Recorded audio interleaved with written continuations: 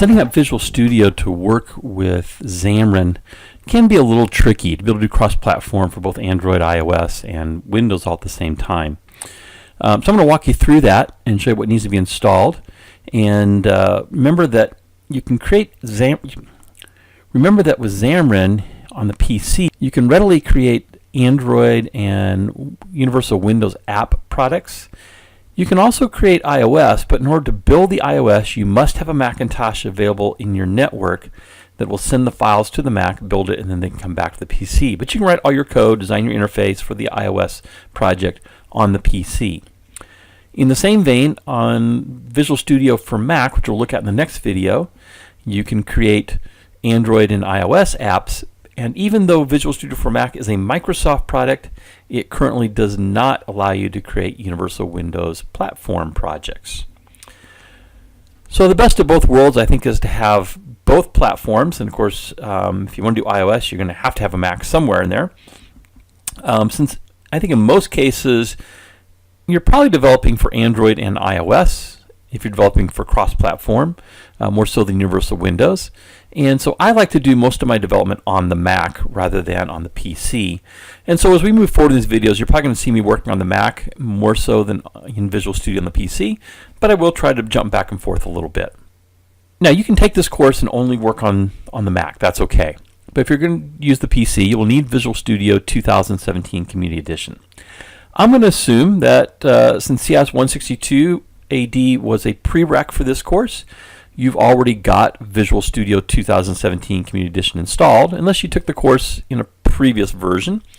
You might need to install the entire Visual Studio 2017, and you can get there simply by going to the Microsoft Visual Studio website and downloading the whole thing. If you already have 2017 Community installed, you can just bring up the Visual Studio installer application, which you'll find on the Start menu, and you can add in the workloads that you need. Having gone through 162 AD, I'm assuming you already have the .NET desktop environment. If not, you'll need to install that. And then for the 165 DC, this Xamarin course, you're going to need the mobile development with .NET. Now, I also recommend doing the Universal Windows platform development. This would be for creating UWP products outside of the Xamarin environment, because the Xamarin can include Universal Windows platform. I'd just go ahead and install it while you're at it. You may find you really like working in XAML and creating your interfaces there, and so you might want to use the Universal Windows platform development in the future. And if you want to do stuff for both Microsoft Desktop and Microsoft devices, such as the Surface Pro, you might find that really handy. I'm going to also assume that you might be taking the Advanced C# class at the same time as you're taking Xamarin. I have a number of students who are doing that. And so you might as well set up the computer for 262 AD as well. There you're going to need the ASP.NET and web development workload, and I'd recommend the Azure development workload. Azure is a little bit outside the competencies for that course, but it's such a big thing these days, I would like to spend a little bit of time in Azure. While you're there, if you're interested in doing some gaming, I'd recommend installing the game development with Unity. I may try to do one module on Unity towards the end of the semester if we have time. I'm probably not going to have you do any assignments in Unity, so don't be necessarily any hands-on stuff you have to do, but you might find it fun to play with. And then as far as individual components, these are things outside of these workloads. If you're interested in gaming again, I would probably do Cocos, which is a 2D environment for cross-platform development working with Xamarin, and I'd install the Android NDK. Once we get Visual Studio set up and running, we're going to go in and set up the Android SDK and emulators inside Visual Studio. And then the next video we'll look at creating your Apple ID, installing Xcode on the Mac, Visual Studio for Mac, how to connect your PC and Mac together so they're talking together. I may do that at the end of this video as we look at the workflow and testing the installation on Windows. And then if you want to install any of your applications, any of your creations on an actual iPhone or iPad, you will need to set up device provisioning for that particular device. And that one's a little more tricky as well. I'll walk you through that in a future video. So with that, let's get into the installation. So I'm going to recommend you install the Java Development Kit 8 before you install Visual Studio. If you already have Visual Studio installed, not a big deal, you can go ahead and install it, but we're going to have that installed before we get into Xamarin. Easiest thing to do is just go to your browser and search for Java JDK 8. You're going to find this website from Oracle on the Java SE Development Kit and the downloads. I'm going to click that.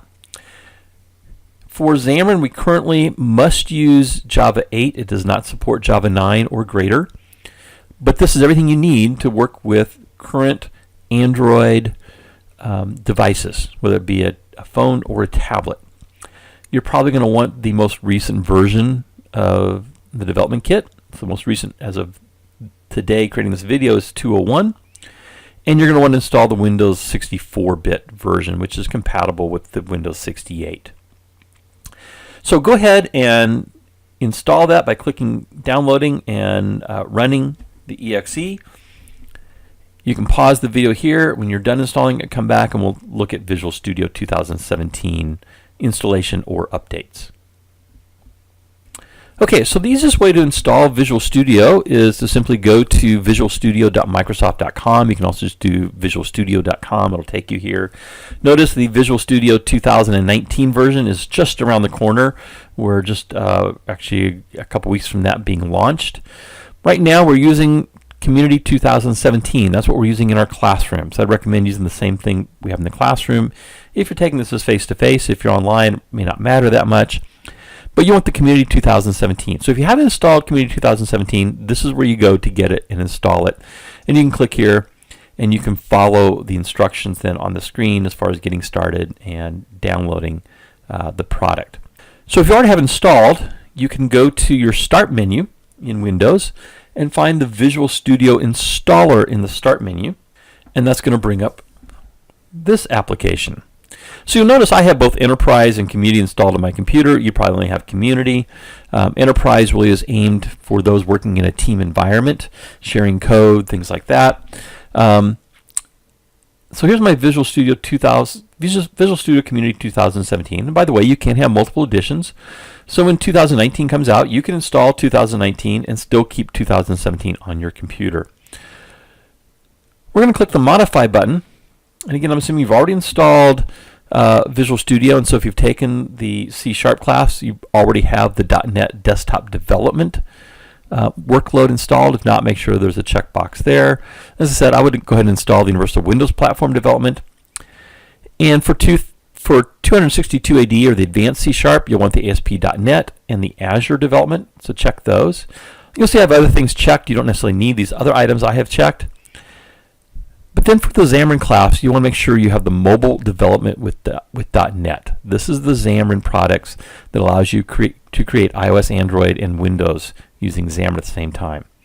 As I mentioned earlier, I'd go ahead and install the Unity workload for doing game development if that's an interest of yours. And you'll see there's some other workloads there. Those are not pertinent to what we're doing, but you can choose to install other things if you like. There's also, over here on the right-hand side, you'll see installation details. You can come and click on any of these. So here's the different workloads. I'm just going to check out the mobile development with .NET. It includes Xamarin, includes the .NET Framework 4.6.1, C# and Visual Basic, and the .NET Portable Library. That Portable Library is kind of being replaced just with the .NET Standard 2.0 core. But then there's some optional things. And the one that may not be checked here is the Xamarin Workbooks. I would go ahead and check that. Xamarin Workbooks, if you've done any iOS development, it's sort of like working in Playgrounds in Xcode.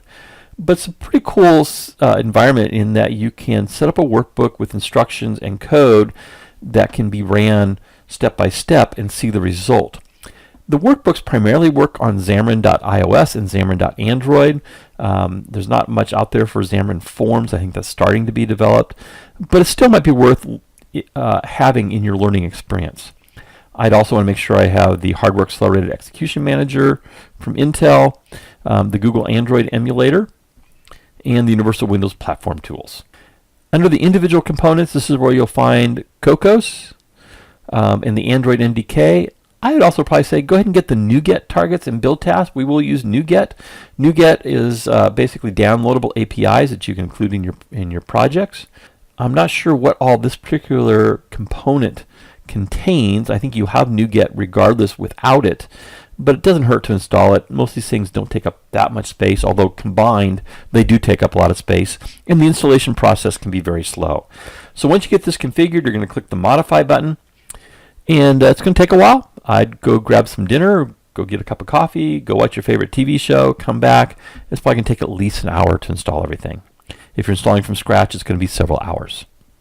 In the next video, we'll look at how to set up your Mac, and then the next video we'll come back and do a workflow on the PC side, and we'll do a workflow on the Mac side.